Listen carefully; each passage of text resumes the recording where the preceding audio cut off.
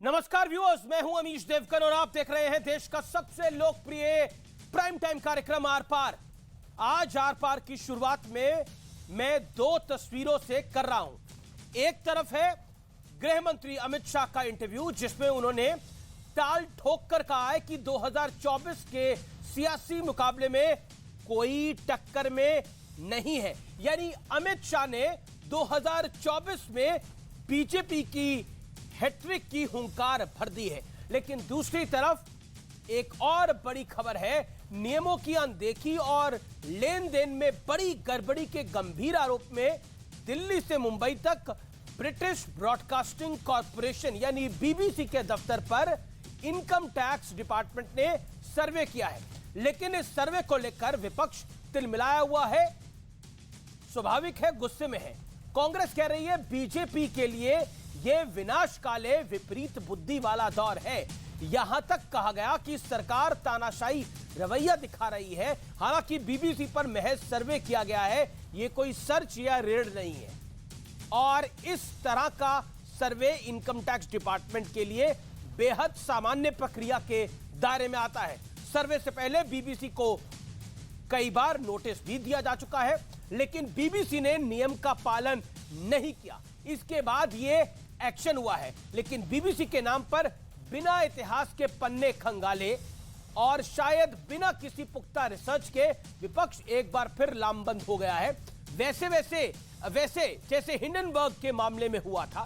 इसलिए आज बीबीसी के इतिहास को स्कैन करने का भी दिन है और इन्हीं मुद्दों पर होगी देश की सबसे बड़ी बहस। क्या 2024 में कोई नहीं है टक्कर में, इसलिए खामखा के मुद्दों को मुद्दा बनाया जा रहा है।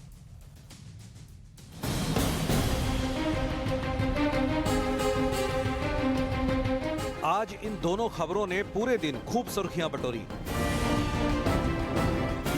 सुबह देश के गृह मंत्री अमित शाह ने एक इंटरव्यू दिया, जिसमें उन्होंने हर मुद्दे पर अपनी बात रखी। दूसरी ओर बीबीसी की दफ्तरों पर आयकर विभाग जा पहुंचा, जिस पर विपक्ष आग बबूला है। अब एक एक कर दोनों खबरों को समझ लीजिए।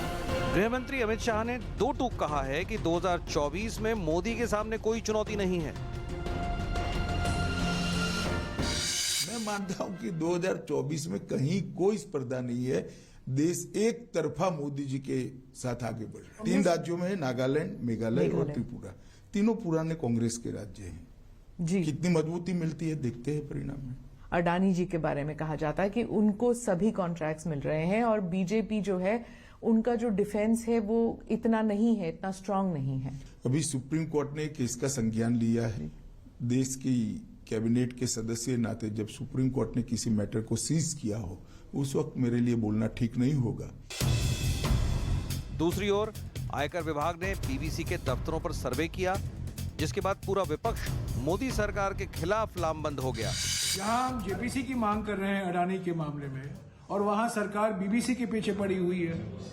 विनाशकाले विपरीत बुद्धि। सत्य जो होता है इस पर 1000 कॉन्स्पिरेसी कर लो, कुछ नहीं होता है।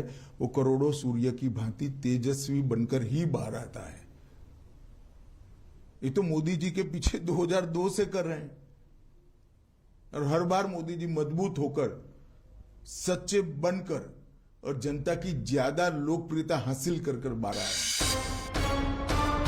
बीजेपी पूछ रही है कि सर्वे शुरू होते ही नतीजे के बिना इसके विरोध में उतरी पार्टियों का आखिर एजेंडा क्या है। बीबीसी का प्रोपेगेंडा और कांग्रेस का एजेंडा एक साथ मेल खाता।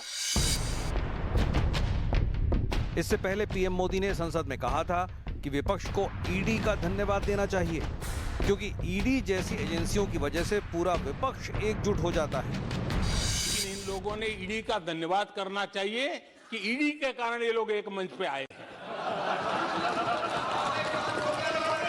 ईडी ने एक लोगों को एक मंच पे ला दिया है। सवाल है कि क्या वाकई 2024 में बीजेपी की राह इतनी आसान है जितना अमित शाह दावा कर रहे हैं। और सवाल यह भी है कि बीबीसी जैसे मुद्दों पर सरकार को घेरने की जो जल्दबाजी विपक्ष कर रहा है, क्या इससे अमित शाह के दावों पर मुहर लगती है?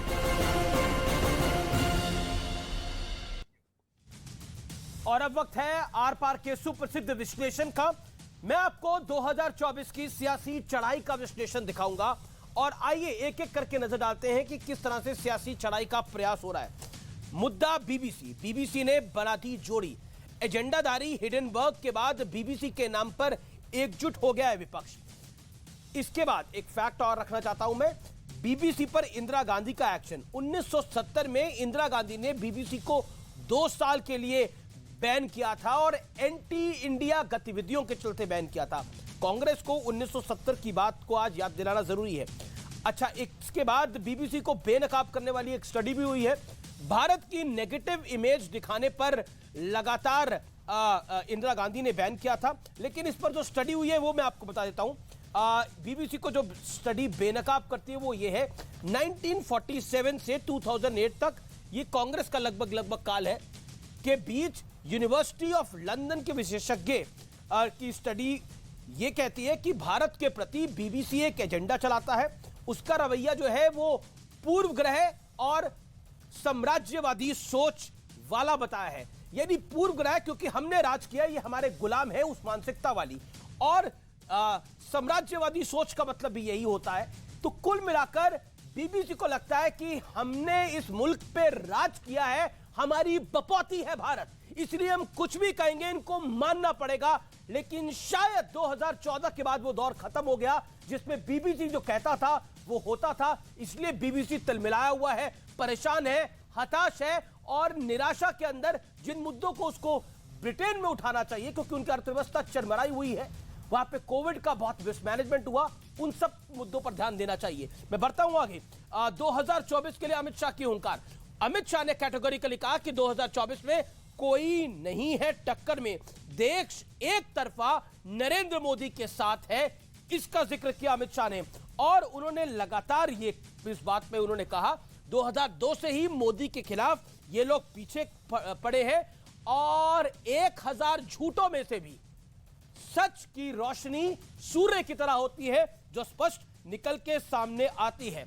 हर बार मोदी ज्यादा मजबूत, ज्यादा लोकप्रिय होकर सामने आते हैं, लेकिन बड़ा सवाल आज हमारा क्या खड़ा होता है, क्योंकि ये दोनों मुद्दे आपस में मिलते हैं। क्या मोदी के विरोध में एंटी इंडिया एजेंडा वाले भी विपक्ष को अब कबूल है? सीधा सवाल यह है। मेरे साथ कौन कौन जुड़ रहा है? गौरव भाटिया आज हमारे साथ इस मंच पे हैं, जो कि बीजेपी के राष्ट्रीय प्रवक्ता हैं और साथ इन्होंने आज प्रेस कॉन्फ्रेंस भी की। अभय दुबे कांग्रेस पार्टी के नेता प्रवक्ता हैं, उनका अभिनंदन है। मेरे साथ राजीव रंजन जी जुड़ रहे हैं, जेडीयू के वरिष्ठ नेता हैं, प्रवक्ता हैं, उनका अभिनंदन है। मेरे साथ शुभ्रास्त्रा है, जानी मानी लेखिका। मेरे साथ अनुराग भदौरिया है, सपा के प्रवक्ता, समाजवादी पार्टी के प्रवक्ता। मैं इस चर्चा की शुरुआत आपसे करता हूं अभय दुबे, और 40 सेकंड में आपसे जरूर समझना चाहूंगा, आखिरकार अमित शाह ने ये जो बोला कि कोई नहीं है टक्कर में, और झूठ को आप कितनी भी पर्दों में रखने की कोशिश करो, सच सामने आ ही जाता है और हमेशा सामने आया है। नरेंद्र मोदी पर जितना अटैक करोगे वो उतना उभर के सामने आएंगे और 2002 से यही होता आया है। अमीश देवगन जी नमस्कार। आज जो भारतीय जनता पार्टी की केंद्र की सरकार ने समूचे मीडिया संस्थानों को और प्रतिपक्षी दलों के नेताओं को और वो जो भी संस्था उनको सच का आईना दिखाना चाहती है उनका दमन करना प्रारंभ किया है। मैंने 2 पंक्तियां उस पर लिखी है। मीडिया के संस्थान पर जो कार्रवाई की गई है, हदों को पार करके कलम कुछ लिख नहीं सकती, हदों को पार करके कलम कुछ लिख नहीं सकती, कलम को है हिदायत बस हक में लिखने की, जो अंधेरों को उजाला लिखता जाएगा, हुजूर आला के हाथों से वो बड़ा इनाम पाएगा, वरना कलम का सर कलम करके कलम पर कहर ढाया जाएगा, कलम पर ईडी, सीबीआई, आईटी का पहरा बिठाया जाएगा। क्या यह पहली बार है कि भारतीय जनता पार्टी की सरकार ने किसी मीडिया संस्थान पर कार्रवाई की? दैनिक भास्कर पर जुलाई 2021 में 100 लोगों ने छापा मारा, हर एक शहर में उनके संस्थानों पर। कसूर इतना था कि उन्होंने कोविड की महामारी में शमशान के स्तर पर डेटा प्रकाशित किया और यह सिद्ध किया कि सरकार मृत्यु के डेटा पर झूठ बोल रही है। उसके बाद भारत समाचार पर इन लोगों ने छापा मारा, उसके बाद वायर के कार्यालय पर छापा मारा, उसके बाद न्यूज क्लिक और न्यूज लॉन्ड्री पर छापा मारा, ईडी ने छापा मारा, वो स्थगन लेकर आए हाईकोर्ट से तो आईटी ने छापा मारा। इतना ही नहीं, इन्होंने मिर्जापुर में एक पत्रकार को सलाखों के पीछे इसलिए भेज दिया कि उसने बताया मिड डे मील में नमक रोटियां खिलाई जा रही है। जी जी जी जी। बलिया के पत्रकारों ने पेपर लीक का मामला उठाया तो उनको सलाखों के पीछे भेज दिया। मध्य प्रदेश के सीधी में एक तो आप बीबीसी को पत्रकारिता के साथ, बीबीसी को भारतीय पत्रकारिता के साथ मत जोड़िए। बाकी सारे मुद्दों पे मैं आपके साथ आपकी बात को सुनने का मादा रखता हूं, लेकिन बीबीसी को आप पत्रकारिता के साथ मत जोड़िए, क्योंकि वहां मुद्दा दूसरा है। और आपको लगता है कि बीबीसी सत्य लिख रहा था? आप कहते हैं कि बीबीसी ने जो डॉक्यूमेंट्री बनाई, जो चाइनीज पैसे से डॉक्यूमेंट्री बनी, वो सत्य थी? भूल जाइए थोड़ी देर के लिए कि नरेंद्र मोदी आपके विरोधी हैं, लेकिन वो देश के प्रधानमंत्री हैं। आप देश के सुप्रीम कोर्ट को बड़ा मानते हैं या बीबीसी को बड़ा मानते हैं? तय करिए आप लोग। एक तरफ तो रहिएगा ना कि भारत का सुप्रीम कोर्ट बड़ा है कि बीबीसी बड़ी है आपकी नजर में। मैंने आपको पूरा मौका दिया, आपको मैंने 50 सेकंड का मौका दिया था, लेकिन आपने 1.5 पौने 2 मिनट बोला। अभी 10 सेकंड में जवाब दीजिए सर। मेरा सवाल बड़ा सीधा है, बीबीसी की डॉक्यूमेंट्री बड़ी या भारत का सर्वोच्च न्यायालय बड़ा? चुनिए एक को, फिर आगे की बात बढ़ाते हैं आगे। अमीश देवगन जी, मैं बीबीसी का प्रवक्ता नहीं हूं, लेकिन अगर किसान सड़कों पर आते हैं अन्याय के खिलाफ, काले कानून के खिलाफ, तो कहते हैं ये खालिस्तानी है, पाकिस्तानी है, ये आतंकवादी है। अगर देश के सर्वोच्च अदालत के न्यायाधीश आकर सड़कों पर कहे कि प्रजातंत्र को बचा लीजिए, देश के इतिहासकार, कलमकार अवार्ड वापसी देंगे, ये देश के खिलाफ आज अमित शाह ने यही बात बोली। आज अमित शाह ने एग्जैक्टली यही बात बोली, जिसको मैं बार बार कोट कर रहा हूं कि विपक्ष जो है वो एक ऐसे नैरेटिव के लगातार पीछे काम कर रहा है जिसका रिजल्ट उतना बड़ा, जिसका जो इतिहास है वो उतना बेहतर नहीं है। यानी विपक्ष ने लगातार 2002 से आपने, जब नरेंद्र मोदी गुजरात के मुख्यमंत्री थे तो क्या कुछ नहीं कहा? बुचर ऑफ गुजरात का आपने कहा कि नहीं कहा? उसके बाद आपने बोला ये खून की खेती करते हैं, ये तक कहा। उसके बाद भी आपको चैन नहीं मिला तो आपने बोल दिया कि चल जाके तू जाके चाय बेच। उसके बाद भी चैन नहीं मिला तो और भी बहुत सारी संज्ञाएं दी गई। मैंने स्पष्ट सवाल पूछा, भारत का सर्वोच्च न्यायालय बड़ा या बीबीसी की डॉक्यूमेंट्री? ये तय कर लिया जाए। लेकिन आपने जो तय करना था वो आपने उसको बताया नहीं। मैं फिर आपसे पूछ रहा हूं, बीबीसी की डॉक्यूमेंट्री बड़ी या भारत का सर्वोच्च न्यायालय बड़ा? 10 सेकंड और। हमारी आस्था सरकार में बढ़ जाएगी हमारी आस्था सरकार में बढ़ जाएगी अगर वो 38 शेल कंपनियां जिसमें स्टॉक मैनिपुलेशन किया है अडानी जी की कंपनी में, उसकी जांच इनिशिएट कर देंगे। जेपीसी सुप्रीम कोर्ट चला ही गया। तो अमित शाह ने बोला अपने इंटरव्यू के अंदर, अमित शाह ने बोला सुप्रीम कोर्ट में चला ही गया, अब दूध का दूध और पानी का पानी साफ हो जाएगा। पहली बात। दूसरी बात, और इस डॉक्यूमेंट्री के बनने से पहले बीबीसी को नोटिस भेजे जा रहे थे, इसमें कोई दो राय नहीं है, इसमें कोई गलतफहमी कोई ना पाले।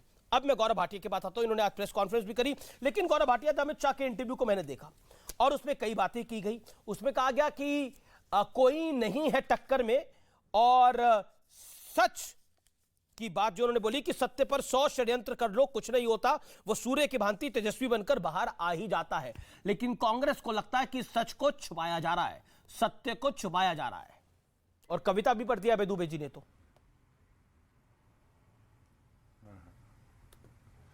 देखिए, सर्वप्रथम तो अमित जी, मैं तो ये कहना चाहूंगा कि कोई भी एजेंसी हो, कोई भी पत्रकार हो, चाहे विदेशी हो चाहे देश का हो, वो कानून से ऊपर तो नहीं है ना।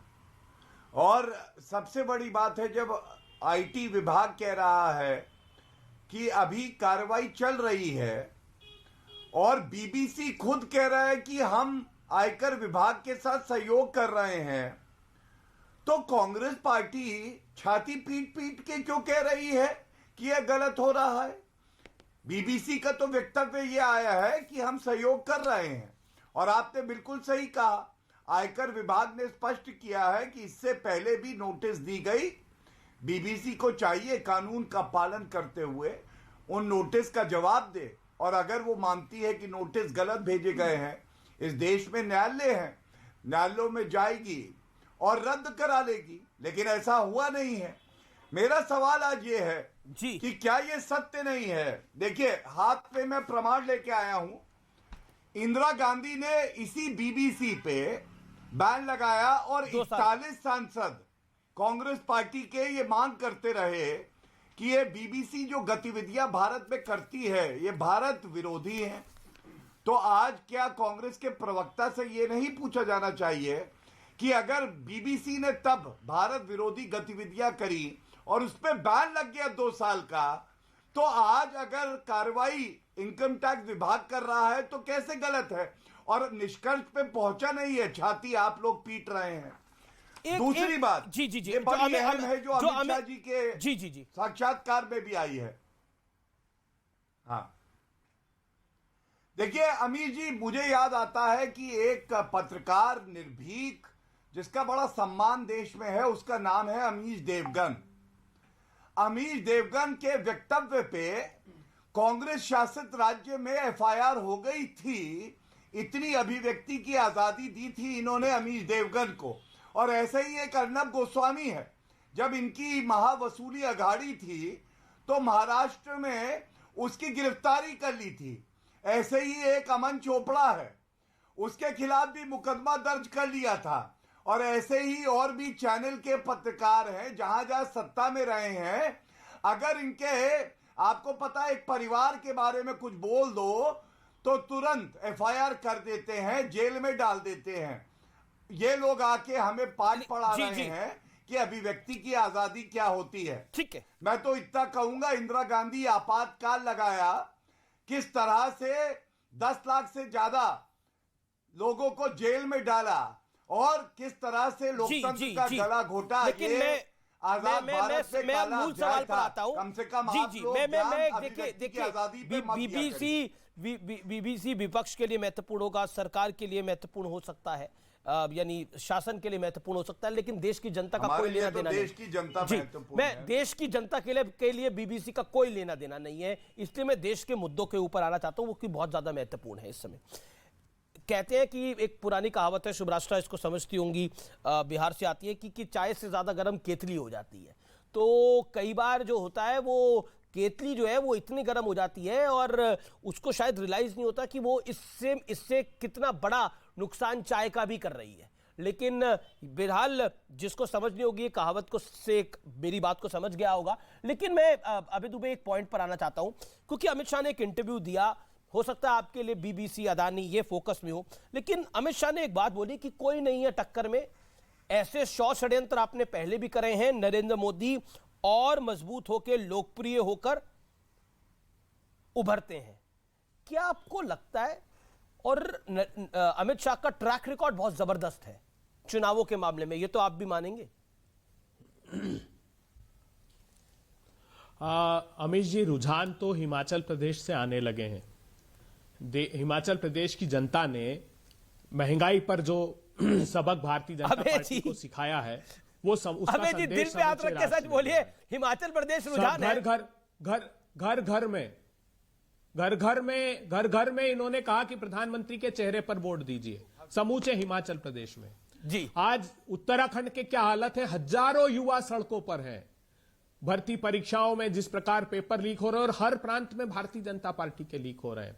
क्या यह सच नहीं है कि 84 करोड़ लोगों की आमदनी घट गई, 12 करोड़ लोगों के रोजगार हिंदुस्तान में चले गए और सिर्फ 2 धन्ना सेठों को अवसर इस सत्ता की सरपरस्ती में मिल रहा है? आप ये सोचिए कि लाखों करोड़ रुपए का डाका जिन संस्थानों ने डाला उनके खिलाफ भी, अरे अभी आपको बोलने का, मैंने आपको इंटरप्ट नहीं किया गौरव भाटिया जी। देश आप लोगों की सच्चाई जान चुका है। कब तक आप नकाब लगाकर रखेंगे? आपने कहा, सुनिए, आपने कहा कि सूर्य की तरह निखर कर आएगी भारतीय जनता पार्टी। अरे नहीं, ग्रहण लगा दिया इस देश पर। ठीक है, जवाब लेके कौन ग्रहण है कौन सूर्य है? जवाब छोटा मेरे साथ बाकी मेहमान भी है। गौरव भाटिया जवाब, वो कह रहे हैं कि ग्रहण लग गया है, भारतीय जनता पार्टी ने देश पे ग्रहण लगा दिया है। देखिए, ग्रहण से तो इतना जरूर कहा जा सकता है, इतिहास देख लीजिए, कांग्रेस पार्टी पे अगर ग्रहण लगा है तो वो राहुल गांधी का ही लगा है और इसीलिए कांग्रेस पार्टी नष्ट होती हुई पार्टी है। मैंने तो बड़ा सा सरल सवाल पूछा, बीबीसी के साथ आप खड़े हैं आप, लेकिन गौरव भाटिया वो कह रहे हैं कि देखिए हिमाचल में हमने सूर्य उदय करवा दिया। वो कहते हैं हिमाचल में हम जीत गए और वही ट्रेंड बता रहा है हमारा। और गुजरात में क्या हुआ, उत्तर प्रदेश में क्या जहां हुआ, त्रिपुरा में क्या इंटरव्यू हुआ? दिया है ना अमित शाह साहब ने, वहां भी वो नहीं पैरों इनको के याद तले रहे। आपके जमीन अच्छा, खिसक देखिए, जाएगी, अमित जो जी, मैं इनके प्रधानमंत्री बीच में जी नहीं कह रहे बोला थे था। ना, जिस मैं अपनी जिस बात शेर का अच्छा, उल्लेख ओहो, कर रहे थे। बड़ा बड़ा दावा है आपका। आप कह रहे हैं त्रिपुरा में जहां इंटरव्यू दिया अमित शाह ने, वहां भी पैरों के तले जमीन निकल जाएगी। जवाब गौरव भाटिया। देखिए, मैं इतना ही कहूंगा कि लेफ्ट पे आरोप लगाते लगाते लेफ्ट की गोदी पर बैठ गए, और ऐसा इन्होंने पश्चिम बंगाल में किया था। आपको मालूम है सीटें कितनी आई थी? अंडा, गांधी पोल्ट्री फार्म में अंडा आया था, ये कहीं है ही नहीं। और इसीलिए प्रधानमंत्री जी ने कहा था, पैरों के नीचे तेरे जमीन नहीं है, गजब ये है फिर भी तुझे यकीन नहीं है। अमीर जी, आज जो चर्चा का विषय है, आप मुझे ये बताइए, सर्वोच्च न्यायालय पे बिहार भरोसा में क्यों क्या नहीं हुआ है? था, ये क्या पूछा नहीं जाएगा? पंजाब में क्या हुआ था, जी, अब बीच में मत बोलिए। दिल्ली में क्या हुआ आपका हाल, मैं आपको एक और बात राजस्थान में, दिखाता हूं। मध्य प्रदेश में, अच्छा, आपका हाल क्या हुआ? केरला में आपका कहते थे हाल हमारे क्या बगैर हुआ? सरकार जनाब- नहीं बनेगी, जनाबे वेस्ट अली, बंगाल में, जनाबे अली बन उड़ीसा गए। में, तमिलनाडु जनाबे में, अली, उत्तर प्रदेश में सारे क्या हुआ बड़े था? प्रांत आप चुनाव अरे, हारे ले हो। लीजिए। बैसाखियों अच्छा, की चलिए। सरकार है, अच्छा, सुनिए, हथकंडों से हथियाई हुई, अमीर जी, आपको महाराष्ट्र आना में पड़ेगा, हथिया इनको ली, चुप कराना मध्य पड़ेगा। प्रदेश में हथिया मेरा ली, तीर निशाने कर्नाटक पे में लग गया हथिया ली है, आपने विचलित सरकार, है, विचलित है, आपने विचलित। सिर्फ मुझे हथकंडों तो से देख के हथियाई तरस है। आता है इन पे। ठीक है, जहां विचलित बहुमत विचलित नहीं था, किसी को नहीं होना वहां पे चाहिए। एक आजादी एक करके जी, सब अपनी बात अगर रखें। इन्हें देखेंगे- अनुराग गुदरिया, अमित शाह ने एक बात बोली और आप मैं अपनी एक बार फिर गठबंधन बन रहा है। मैं आऊंगा गौरव भाटिया आपके साथ। एक बार फिर गठबंधन बन रहा है उत्तर प्रदेश के अंदर। अमित शाह ने बोला कि कोई नहीं है टक्कर में। पिछली बार आप बसपा और सपा का गठबंधन लेकर आए थे, तब भी आपके झोली में 5 ही आई थी, उसके पिछली बार भी 5 ही थी। देखिए, आपने हम अभी चर्चा चल रही थी तो हमने सुना कि समाजवादी या विपक्ष और खासकर समाजवादी लोग तो हमेशा किसान की बात करते हैं, युवाओं की, महिलाओं की, शिक्षा और स्वास्थ्य की, और पत्रकार की भी करते हैं। इसलिए पत्रकार पे 2 लाइन अमीश जी में सुना दूं। खबर पाने की फिक्र में, जनता को सच दिखाने की जिद में, अपनी फिक्र जो नहीं करता, अभावग्रस्त जीवन वो जीता, चौथे स्तंभ की संख्या है वो पाता, पत्रकार वो कहलाता। तो पत्रकार धन्यवाद, धन्यवाद, बहुत बहुत धन्यवाद पत्रकार के लिए, कविता पढ़ने के लिए। महाराज, किसी पत्रकार के ऊपर में वार अरे वो होगा, पत्रकार तो आप क्या पे, सोचते हैं कि हम पत्रकार क्यों पर जब पढ़ेंगे? हमला होता है नहीं, तब किसी बोला भी करिए पत्रकार तो पे मैं वार आपका होगा, साथ चाहे उसको दूंगा। जेल में डाल ये दिया जाए, एजेंडाधारियों चाहे पर उसको क्यों इंक्वायरी आप बोल चला दी रहे जाए। हैं? सुन लीजिए ना। एजेंडाधारियों पे आप काहे बोल रहे हैं? लीजिए मुझे ना। ब्रेक के लिए रुकना पड़ेगा, लेकिन 2 मेहमान मेरे अभी बने हुए हैं जिनके पास मैं नहीं गया। शुरुआत उनसे ही करूंगा। आप देख रहे हैं आर पार का जबरदस्त एडिशन आज।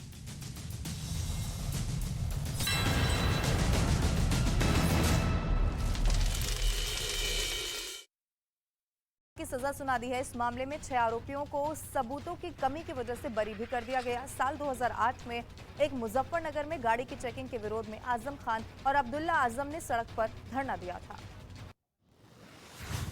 बेंगलुरु में एरो इंडिया 2023 शो के दौरान लड़ाकू विमानों ने हैरत अंगेज करतब दिखाए। एयर शो के शुरुआत के बाद वायुसेना के विमानों की गर्जना से आसमान गूंज उठा। इस बीच सूर्य किरण विमानों ने उड़ान भरी और आसमान में हाथ बनाया, जिस पर सबकी निगाहें थम गई। बताया गया कि वायुसेना की सूर्य किरण एरोबैटिक टीम ने आसमान में दिल बनाकर एरो इंडिया 2023 को समर्पित किया। तुर्की और सीरिया में भूकंप की वजह से मरने वालों की संख्या लगातार बढ़ती जा रही है। दोनों देशों में अब तक 37,000 से ज्यादा लोगों की मौत हो चुकी है। तुर्की में 31,643 जबकि सीरिया में 5,700 से ज्यादा लोगों की जान जा चुकी है। और इस बीच दोनों देशों में मलबे में फंसे लोगों को बाहर निकालने के लिए रेस्क्यू ऑपरेशन भी चलाया जा रहा है।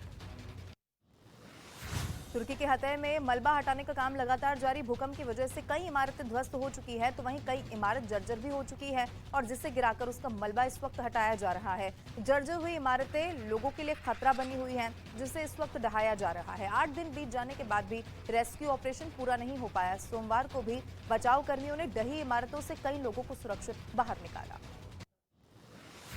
तुर्की में भूकंप ने एक तरफ इमारतों को जमींदोज कर दिया, वहीं सड़कों से लेकर रेल परिवहन तक को बाधित कर दिया है। ऐसे में अब रेल यातायात को फिर से चालू करने की कोशिश की जा रही है। शहर गाजियानटेप में तबाही के बीच ट्रेन के 6 डिब्बों को उठाकर पटरी पर लाया गया और जिससे कि रेल लाइन पर आवाजाही शुरू की जा सके। उत्तर प्रदेश की मथुरा में हथियार के साथ वीडियो बनाने के मामले में पुलिस ने कार्रवाई करते हुए 4 आरोपियों को गिरफ्तार कर लिया। इन लोगों का एक वीडियो सोशल मीडिया पर वायरल हुआ था, जिसमें वो गाड़ी पर तमंचा लहराते हुए दिखाई दिए और जिसके बाद पुलिस ने चारों को गिरफ्तार कर लिया और साथ ही अवैध हथियार और गाड़ी भी जब्त कर ली। मुंबई में एक बड़ा हादसा हो गया। सिद्धिविनायक मेट्रो स्टेशन के शेड में भीषण आग लगी और जिसकी वजह से एक बड़े इलाके में धुआं फैल गया। हादसे की वजह से लोगों में अफरा तफरी मच गई। घटना की जानकारी मिलते ही फायर ब्रिगेड की टीम मौके पर पहुंची और आग बुझाने की कोशिश में जुट गई। फिलहाल पुलिस आग लगने की वजह क्या थी, इसकी जांच कर रही है। उत्तर कश्मीर के हंदवाड़ा में बड़ा हादसा हुआ। एक मकान में भीषण आग लग गई, जो देखते ही देखते पूरे मकान में फैल गई। आसपास के लोगों ने आग बुझाने की कोशिश की और इस बीच लोगों की सूचना पर पहुंची फायर ब्रिगेड ने मुश्किल से आग पर काबू पाया, लेकिन तब तक पूरा का पूरा मकान जलकर राख हो चुका था। फिलहाल आग लगने की वजह की जांच की जा रही है। मध्य प्रदेश के सीहोर में एक बस हादसे का शिकार हो गई। बस सीहोर से रवाना हुई और संतुलन बिगड़ने की वजह से थोड़ी ही दूर जाकर पलट गई। बताया गया कि बस में 37 यात्री सवार थे, जिनमें 35 लोग जख्मी हो गए और जिन्हें पास के अस्पताल में भर्ती करा दिया गया है। इन सबके बीच में गनीमत ये रही कि इस हादसे में किसी की जान नहीं गई। वहीं पुलिस अब पूरे मामले की जांच कर रही है। बिहार के वैशाली में हुए हादसे में करीब 25 लोग जख्मी हो गए। आज सुबह मुजफ्फरपुर हाजीपुर हाईवे पर तेज रफ्तार बस ने ट्रक को पीछे से टक्कर मार दी और जिससे बस ड्राइवर समेत करीब 25 लोग घायल हो गए। घायलों को अस्पताल में भर्ती करा दिया गया है। हादसे में बस के अगले हिस्से को भारी नुकसान हुआ। बस बेतिया से पटना की ओर जा रही थी, जिसमें 45 यात्री सवार थे। हरियाणा के चरखी दादरी में फेरों से पहले कार की डिमांड पूरी न होने पर बारात लौट गई। दुल्हन पक्ष का आरोप है कि शादी के मंडप में फेरों से ठीक पहले वर पक्ष ने कार की डिमांड की और गाड़ी न देने पर 15 लाख रुपए नगद मांग लिए। वहीं ये मांग पूरी जब नहीं हो पाई तो दूल्हा मंडप से फरार हो गया। इस मामले में दुल्हन पक्ष की शिकायत पर पुलिस ने मामला भी दर्ज कर लिया। नेपाल के काठमांडू में पुलिस और ड्राइवर्स के बीच झड़प हो गई। बताया गया कि नए ट्रैफिक नियमों के खिलाफ ड्राइवर सड़क पर उतरे और प्रदर्शन करने लगे, लेकिन इस बीच बस स्टैंड पर गाड़ी खड़ी करने पर पुलिसकर्मियों ने चालान काट दिया और जिसके विरोध में पथराव शुरू हो गया कि तभी पुलिसकर्मी भी डंडे बरसाते हुए नजर आए। इसके साथ भीड़ को हटाने के लिए आंसू गैस के गोले भी दागे गए। आर्थिक संकट से जूझते पाकिस्तान में चीजों के दाम लगातार बढ़ते जा रहे हैं। पाकिस्तान में दूध के दाम 210 रुपए प्रति लीटर तक पहुंच गए हैं, जबकि चाय की पत्ती की कीमत 2500 रुपए प्रति किलो तक पहुंच गई है। IMF की शर्त मानते हुए पाकिस्तान सरकार ने बिजली सब्सिडी खत्म कर दी है और जिसके बाद बिजली की कीमतें भी बढ़ गई। न्यूजीलैंड में गेब्रियल तूफान ने भारी तबाही मचाई है। तूफान की वजह से कई जगह पेड़ गिरने से रास्ते भी बंद हो चुके हैं। कुछ जगह पर सड़कों को भी भारी नुकसान पहुंचा है। भारी बारिश की वजह से लोगों की मुश्किलें भी यहां पर बढ़ चुकी हैं। हजारों घरों में बिजली की सप्लाई ठप पड़ी है। न्यूजीलैंड सरकार ने तूफान को देखते हुए इमरजेंसी भी घोषित कर दी है। अमेरिका के टेक्सास में बड़ा हादसा हुआ। खतरनाक सामान लेकर जा रही ट्रेन ह्यूस्टन में पटरी से उतर गई। बताया गया कि ट्रेन की 7 बोगियां पटरी से उतरी। इस हादसे में एक आदमी की मौत हो गई। हादसे की वजह से सड़क पर भी कुछ मलबा फैल गया और जिसे साफ करने का काम लगातार किया जा रहा है। फिलहाल पुलिस घटना की वजहों की जांच कर रही है। गृह मंत्री अमित शाह ने एक इंटरव्यू में अडानी मामले पर कहा कि फिलहाल मामला सुप्रीम कोर्ट में है, लिहाजा कुछ भी बोलना ठीक नहीं है। उन्होंने पीएफआई पर कहा कि कांग्रेस ने पीएफआई के केस खत्म किए थे, जबकि मोदी सरकार ने पीएफआई पर रोक लगाई। अमित शाह ने कहा कि बीजेपी के पास छिपाने के लिए कुछ भी नहीं है। उन्होंने दावा किया कि पूर्वोत्तर में तेजी के साथ विकास हुआ। बीजेपी अध्यक्ष जेपी नड्डा आज मिशन नॉर्थ ईस्ट पर नागालैंड और मेघालय जाएंगे। जेपी नड्डा पहले नागालैंड की राजधानी कोहिमा में होने वाली बीजेपी की रैली में शामिल होंगे। वो विधानसभा चुनाव के लिए बीजेपी का संकल्प पत्र भी यहां से जारी करेंगे और जिसके बाद जेपी नड्डा मेघालय जाएंगे। वो शिलांग में होने वाले बीजेपी की रैली में शामिल होंगे। आज पुलवामा में हुए आतंकी हमले की 4थी बरसी है। इस मौके पर पुलवामा में सीआरपीएफ और पुलिस अधिकारियों ने शहीदों को श्रद्धांजलि दी। रक्षा मंत्री राजनाथ सिंह ने ट्वीट कर शहीदों को श्रद्धांजलि दी। उन्होंने लिखा कि शहीद हुए जवानों के साहस और बलिदान को देश नमन करता है। उनके परिवारों के साथ पूरा देश खड़ा हुआ है। साल 2019 में आतंकी हमले में 40 जवान शहीद हो गए थे। उत्तर प्रदेश के कानपुर देहात में मां बेटे की मौत के मामले में एसडीएम 4 लेखपाल और 1 कानूनगो और रूरा थानाध्यक्ष के खिलाफ मामला दर्ज किया गया। उनके खिलाफ 10 से 12 अज्ञात लोगों और करीब 15 पुलिसकर्मियों को भी आरोपी बनाया गया है। रूरा थाना इलाके के मड़ौली गांव में जमीन खाली कराने के दौरान झोपड़ी में आग लग गई थी और जिससे मां बेटी की मौत हो गई थी। दिल्ली जल बोर्ड के बिल कनेक्शन घोटाले में एंटी करप्शन ब्यूरो ने कार्रवाई की। इस मामले में बिल कलेक्शन करने वाली कंपनी के 3 अधिकारी गिरफ्तार कर लिए गए हैं। केरल के रहने वाले राजेंद्र किजनाथ नायर के साथी गोपी कुमार केडिया और अभिलाष पिल्लई को गिरफ्तार कर लिया गया है। राजेंद्र किजनाथ नायर के पास रूस का पासपोर्ट भी बरामद कर लिया गया। समाजवादी पार्टी के नेता आजम खान और उनके बेटे अब्दुल्ला आजम को बड़ा झटका लगा। दोनों को एमपी एमएलए कोर्ट ने 2-2 साल की सजा सुना दी है। इस मामले में 6 आरोपियों को सबूतों की कमी की वजह से बरी भी कर दिया गया। साल 2008 में एक मुजफ्फरनगर में गाड़ी की चेकिंग के विरोध में आजम खान और अब्दुल्ला आजम ने सड़क पर धरना दिया था। बेंगलुरु में एरो इंडिया 2023 शो के दौरान लड़ाकू विमानों ने हैरत अंगेज करतब दिखाए। एयर शो के शुरुआत के बाद वायुसेना के विमानों की गर्जना से आसमान गूंज उठा। इस बीच सूर्य किरण विमानों ने उड़ान भरी और आसमान में हाथ बनाया, जिस पर सबकी निगाहें थम गई। बताया गया कि वायुसेना की सूर्य किरण एरोबैटिक टीम ने आसमान में दिल बनाकर एरो इंडिया 2023 को समर्पित किया। तुर्की और सीरिया में भूकंप की वजह से मरने वालों की संख्या लगातार बढ़ती जा रही है। दोनों देशों में अब तक 37,000 से ज्यादा लोगों की मौत हो चुकी है। तुर्की में 31,643 जबकि सीरिया में 5,700 से ज्यादा लोगों की जान जा चुकी है। और इस बीच दोनों देशों में मलबे में फंसे लोगों को बाहर निकालने के लिए रेस्क्यू ऑपरेशन भी चलाया जा रहा है। तुर्की के हतै में मलबा हटाने का काम लगातार जारी। भूकंप की वजह से कई इमारतें ध्वस्त हो चुकी है तो वहीं कई इमारत जर्जर भी हो चुकी है और जिसे गिराकर उसका मलबा इस वक्त हटाया जा रहा है। जर्जर हुई इमारतें लोगों के लिए खतरा बनी हुई हैं, जिसे इस वक्त ढहाया जा रहा है। 8 दिन बीत जाने के बाद भी रेस्क्यू ऑपरेशन पूरा नहीं हो पाया। सोमवार को भी बचाव कर्मियों ने ढही इमारतों से कई लोगों को सुरक्षित बाहर निकाला। तुर्की में भूकंप ने एक तरफ इमारतों को जमींदोज कर दिया, वहीं सड़कों से लेकर रेल परिवहन तक को बाधित कर दिया है। ऐसे में अब रेल यातायात को फिर से चालू करने की कोशिश की जा रही है। शहर गाजियानटेप में तबाही के बीच ट्रेन के 6 डिब्बों को उठाकर पटरी पर लाया गया और जिससे कि रेल लाइन पर आवाजाही शुरू की जा सके।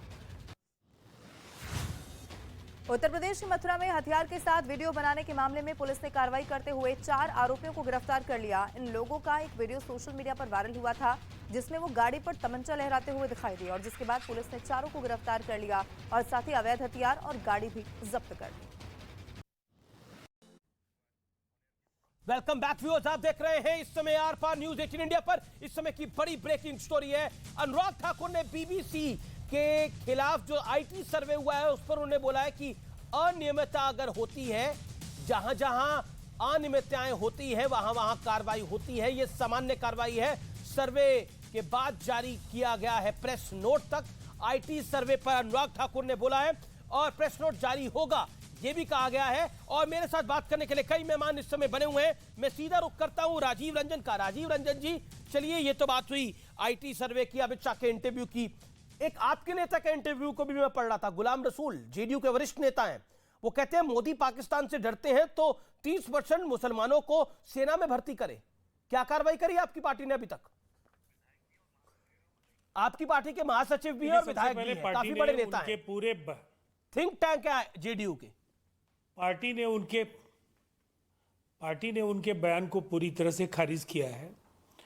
पार्टी ने उनके बयान का संज्ञान लिया है और कार्रवाई के दायरे में उनका बयान है। पूर्व में भी उन्होंने कई ऐसे बयान दिए हैं, इसलिए प्रतीक्षा कीजिए।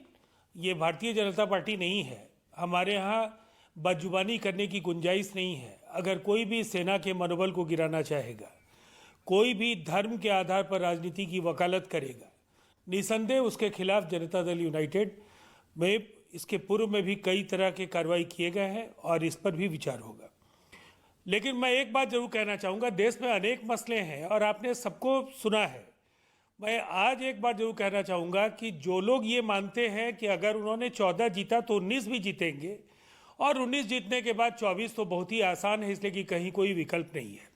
मैं मानता हूँ 19 से 24 के बीच का जो एक बड़ा बदलाव देश में दिख रहा है कि 19 में विकल्पहीनता की स्थिति थी। आज देश में हालात बदल रहे हैं।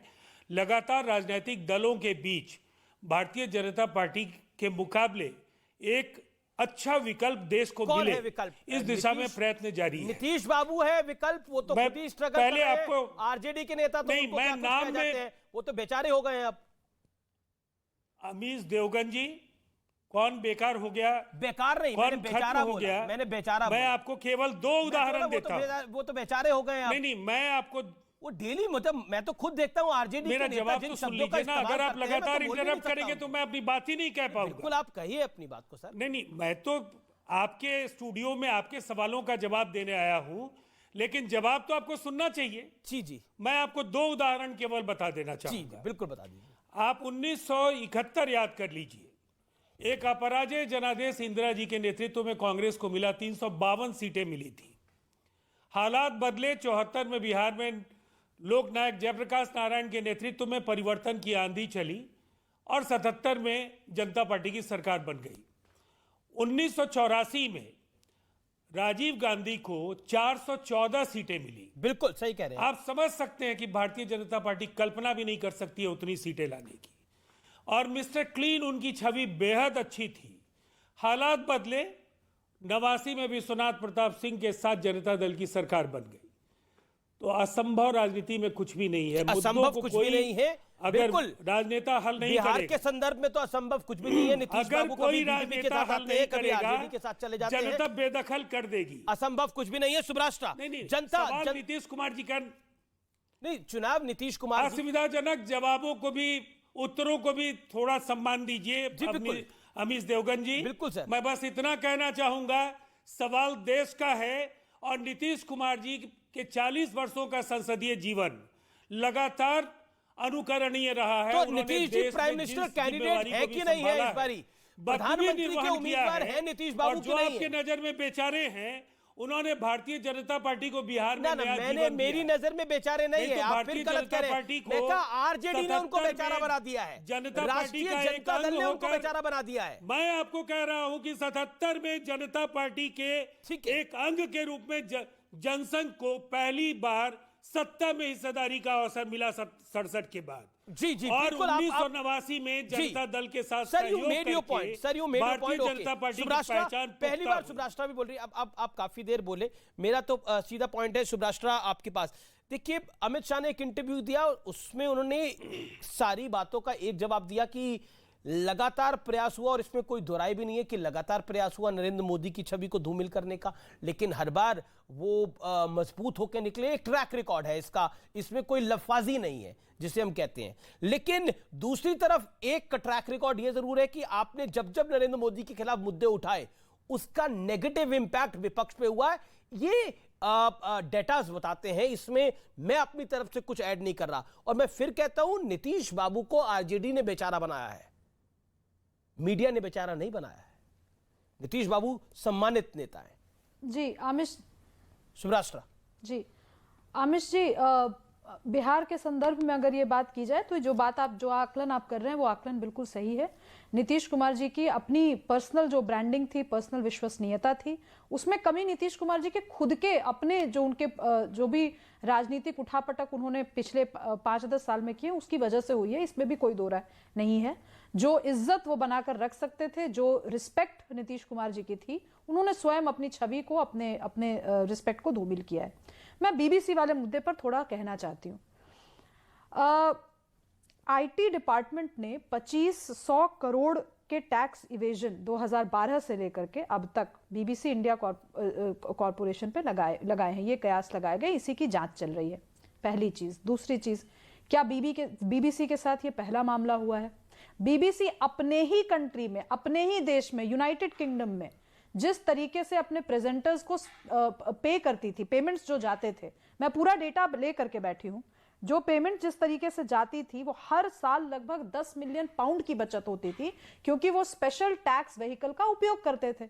जब ये बात संज्ञान में आई तो उन्हीं प्रेजेंटर्स में से एक प्रेजेंटर ने वेल ऑफ द पार्लियामेंट में जाकर के, यूके की संसद में जाकर के इस बात को माना।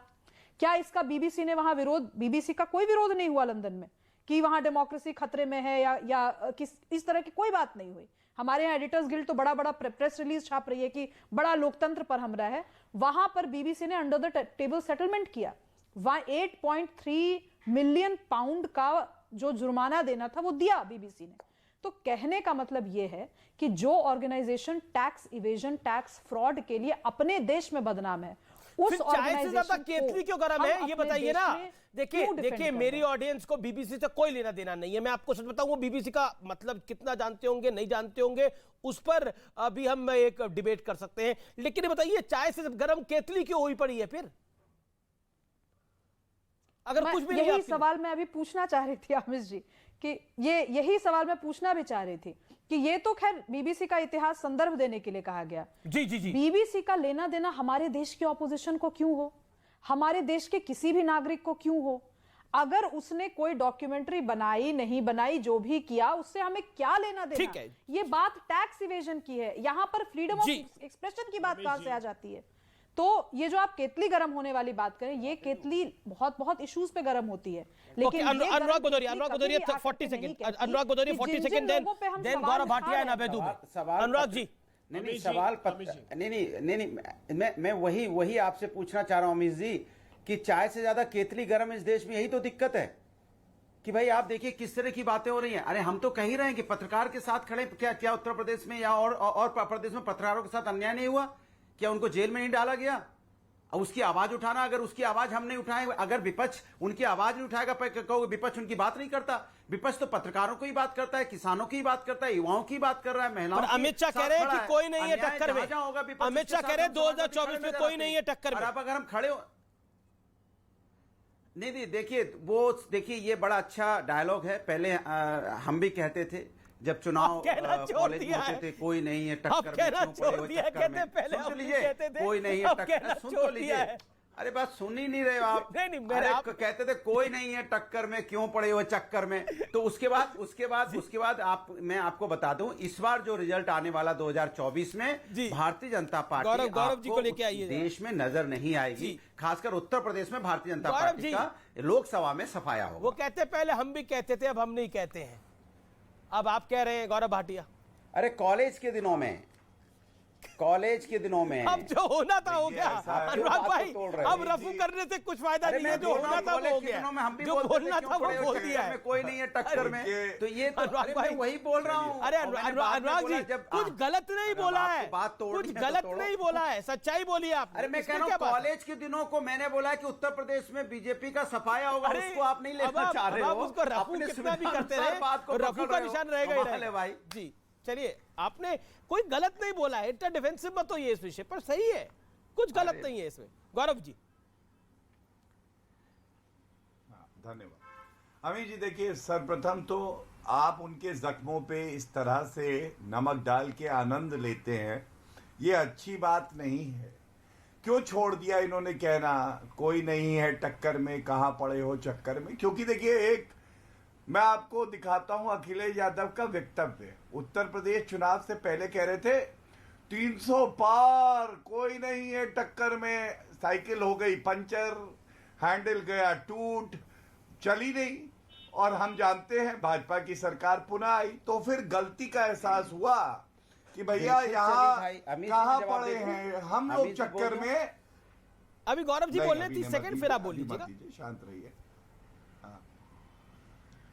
देखिए, अभिव्यक्ति की आजादी की बात अगर समाजवादी पार्टी करे तो ये तो वही बात हो गई कि जिसका खुद का पूरा घर शीशे का है वो दूसरे पे उंगली उठाए। देखिए, एक मैगजीन प्रतिष्ठित थी, उसने कहा अखिलेश यादव सबसे खराब मुख्यमंत्री हैं। इस मैगजीन को जला दिया गया, पहुंचने नहीं दिया जो नागरिक है उन तक।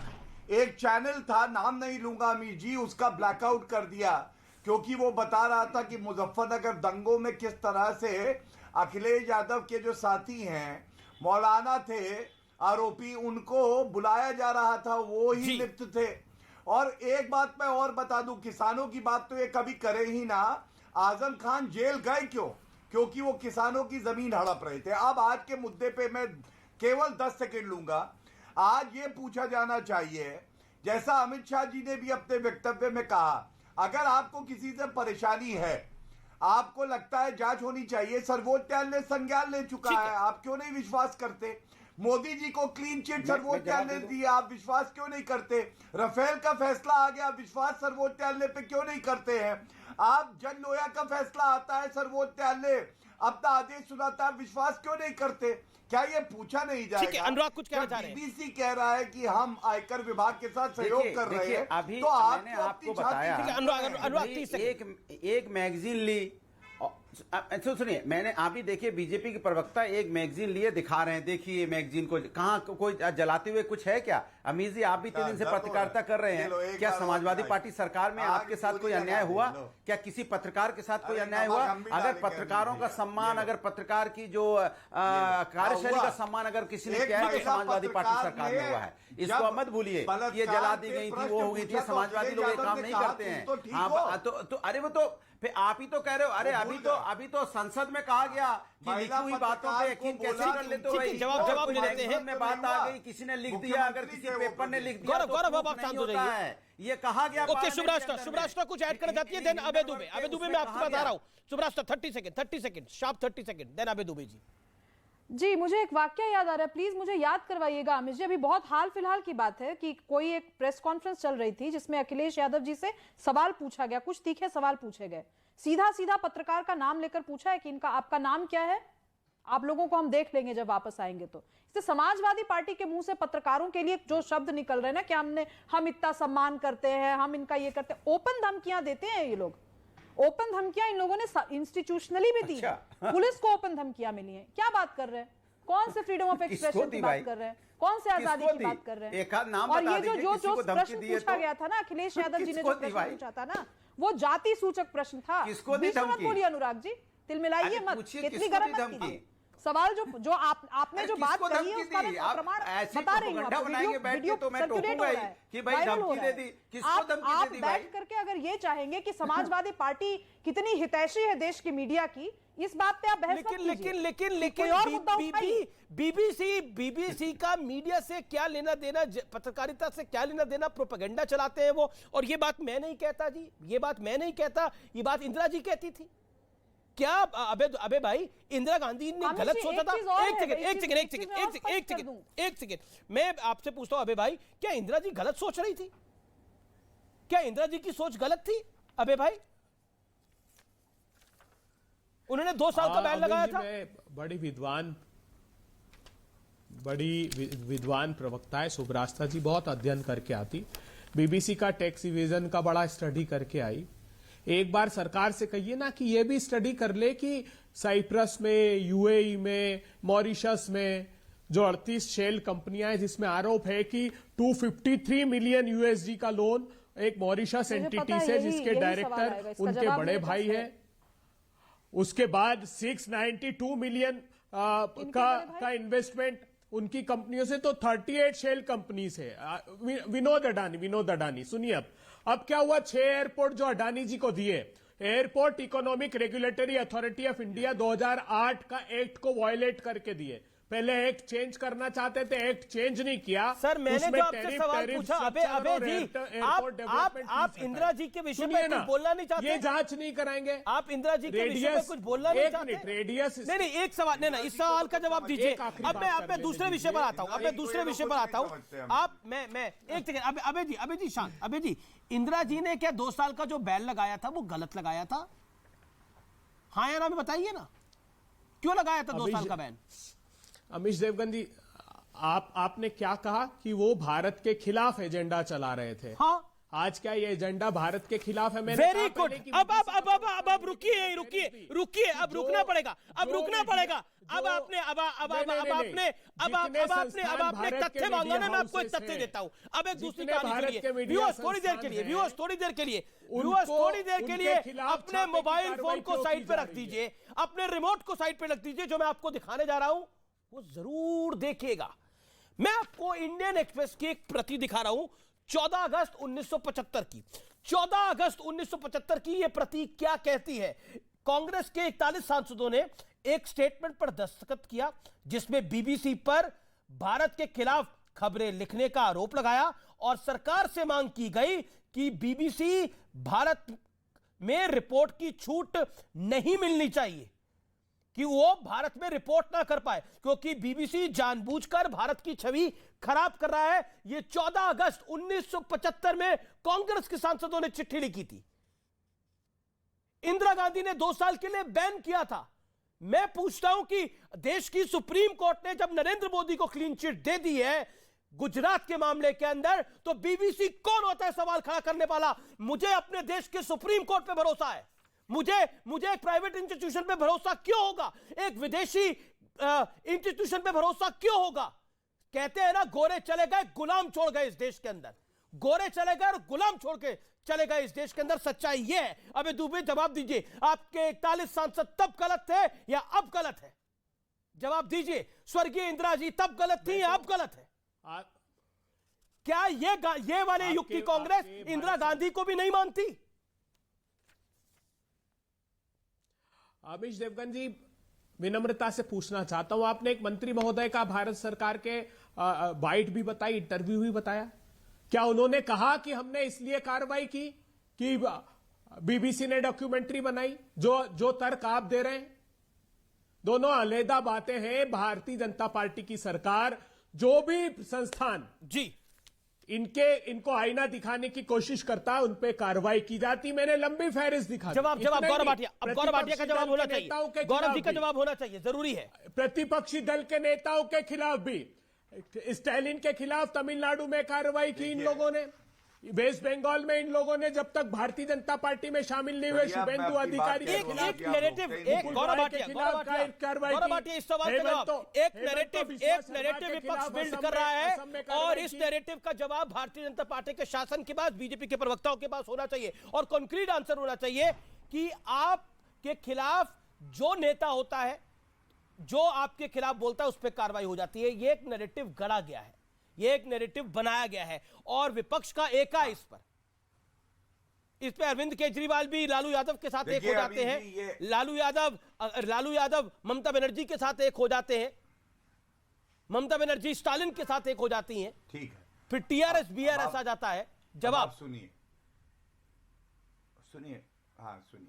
सबसे पहले अमीश जी, मैं आपकी आधी बात से सहमत हूं जब आप कहते हैं एक नैरेटिव बुना जाता है कि विपक्ष को जांच एजेंसियों द्वारा प्रताड़ित किया जा रहा है, लेकिन क्या जनता उस नैरेटिव को स्वीकार कर रही है, यह भी तो पूछा जाना चाहिए। अरे ऐसे ही थोड़ी ना औंधे मुंह गिरे हैं। 2014-2019 उत्तर प्रदेश चुनाव, सारे प्रदेशों के चुनाव हुए, आप देखिए आज कांग्रेस की हालत पतली है या नहीं है। और ये तथ्य देखिए, अनिल देशमुख 14 महीने तक जेल में रहे, अब उनको बेल मिली है। सत्येंद्र जैन मसाज करा रहे थे, 8.5 महीने से जेल पे है, बेल भी नहीं मिली। नवाब मलिक 1 साल से जेल में है, बेल भी नहीं मिली। पार्थ चैटर्जी, याद है गुलाबी गटिया, वो 7 महीने से जेल में है। सोनिया गांधी, राहुल गांधी कहते हैं नेशनल हेरिटेज केस विद्वेष से किया गया है, सर्वोच्च न्यायालय गए, पिटीशन को रद्द कर दिया गया। अब मैं आपको एक बात बीबीसी के बारे में और बता दूं, ट्रायल को देश की अखंडता सर्वोपरि है। शांत कराइए इनको, शांत कराइए। ट्रायल कोर्ट में क्या हुआ? बीच में मत बोलिए, रोक के क्यों रखा है केस? शांत कराइए, क्योंकि प्रमाण नहीं है। जिम्मेदारी हेमंत बिश्वा शर्मा के मुकदमे का क्या हुआ बताइए ना। व्यक्ति को शांत, अमित शाह साहब तो कह कर आए थे शांत कराइए प्रेस कॉन्फ्रेंस में कि हम एक कार्रवाई करेंगे। अमित जी अच्छा नहीं, पहले तो लुइस बर्जर केस में प्रेस कॉन्फ्रेंस लेते थे आप उनके खिलाफ, मोदी एक बुकलेट निकाली थी। अरे हल्कापन तो आप करते हो देश के साथ, मोदी जी से नहीं, उनकी नीतियों से, उनकी देश के खिलाफ जो नीतियां हैं उनसे। प्रधानमंत्री हमारे भी हैं, कहीं भी हो प्रस्तुत हो जाए। मैं यही हूँ गौरव, यही हूँ। बात याद रहता है, एक करके सब अपनी बात को रख ले। लेकिन एक बात, राजीव अधिकारी कहाँ है? अबे जी, ओके अबे जी, आपने अपनी बात को रखा। अब मेरा निवेदन है, एक एक करके, राजीव रंजन भी इंतजार कर रहे हैं। अब गौरव भाटिया, राजीव रंजन ने भी बात बोली कि अहंकार नहीं होना चाहिए सत्ता का। उन्होंने बोला कि 71 में इंदिरा जी भी बहुत मजबूती के साथ जीत के आई थी, 84 में स्वर्गीय राजीव जी भी बड़ी मजबूती के साथ जीत के आए थे, और 400 सीटों के साथ जीत के आए थे। और वो सिंपैथी वेव भी थी क्योंकि इंदिरा जी का देहांत हुआ था और उसके बाद एक बड़ी जीत मिली थी राजीव जी को। लेकिन उन्होंने बोला सत्ता का अहंकार नहीं होना चाहिए, इसका जवाब क्या है? राजीव जी की बात, ये बिल्कुल सही बात है, मैं पूर्णतः सहमत हूं उनकी बात से। अगर सत्ता का अहंकार हो जाता है तो आप कांग्रेस पार्टी की तरह पूरी तरह से नष्ट हो जाते हैं। और फलदार शाख लचकती जरूर है, विनम्रता होनी चाहिए, वो भाजपा उसका उदाहरण है। इसीलिए गुजरात में इतिहास रच के यहाँ है। पे बैठे हैं। लेट राजीव 2 जी बार पूर्ण बहुमत की सरकार हमारी बनी है केंद्र में। उत्तर प्रदेश में हमने इतिहास रचा है। 35 साल बाद दोबारा पुनः कोई ठीक है राजीव जी जवाब, बहुमत से। ठीक है, समय हमने की देखा मर्यादा को किस बनाए तरह रखें। से हर जगह जी जहां हम जा रहे राजीव हैं, जी जवाब, रास्ते राजीव जी बनते जवाब, जा रहे हैं। राजीव जी आपका समय है, बोलिए। देखिए, सबसे पहले गौरव भाटिया जी की ईमानदार स्वीकारोक्ति के बाद मैं समझता हूँ इस सवाल का समाधान है कि आप सैद्धांतिक तौर पर हमारी बात से सहमत हैं कि सत्ता का अहंकार लंबी आयु के लिए नुकसानदेह है, लेकिन हमारा ये कहना है कि ये केवल स्टूडियो बहस तक सीमित है या वो आचरण में भी दिखता है। ये बार बार कहना कि देश में कुछ भी नहीं बचा है और जो एक दल की श्रेष्ठता को लेकर के जिस तरह से एकाधिकारवादी प्रवृत्तियां हैं उसको आप चाहे जितना नकारना चाहिए, राजनीतिक साम्राज्यवाद की भी एक लक्ष्मण रेखा है। और देखिए, मुस्कुराना और व्यंग्यात्मक टिप्पणियां करना भाटिया जी आपकी शैली हो सकती है। मैं साबगोई के साथ एक बात जरूर कहना चाहूँगा कि जो बीबीसी प्रकरण में कांग्रेस ने ऐतिहासिक तौर पर जो गलतियां की, मीडिया या लोकतंत्र के चौथे स्तंभ को लेकर, प्रेस की आज़ादी को लेकर या न्यायपालिका को लेकर, आपातकाल को लेकर, अच्छा ये बताइए तख्त गौरव भाटिया रिप्लाई गौरव भाटिया। आप तो उसके अगर साथ कांग्रेस ने गलतियां की, नहीं मैं कांग्रेस नहीं, आप पहले सुन लीजिए ना, केवल आप पता नहीं क्या है नहीं, अननेसेसरी नहीं, तो इस तरह से बहस मत कीजिए। हम लोग आपको सुन रहे थे ना, धैर्य नहीं है, लगातार आप बोलते हैं फिर भी आपको धैर्य नहीं है। मैं एक महत्वपूर्ण बात बोल रहा हूँ, कांग्रेस ने गलतियां की, आपने पार्टी में डिफरेंस होने का अगर दावा किया है तो आप उनके साथ अगर आप भी वही तो दोहराएंगे तो जनता आपको आपके बिस्तर को बंद करने में जरा भी देर नहीं करेगी और 19 की विकल्पहीनता की स्थिति नहीं है।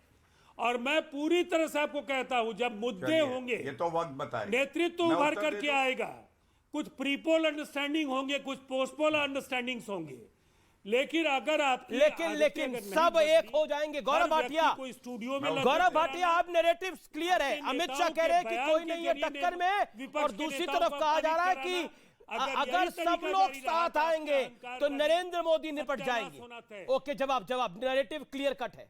Gaurav Bhatia, your take. 40 second Gaurav Bhatia, Shah 40 second.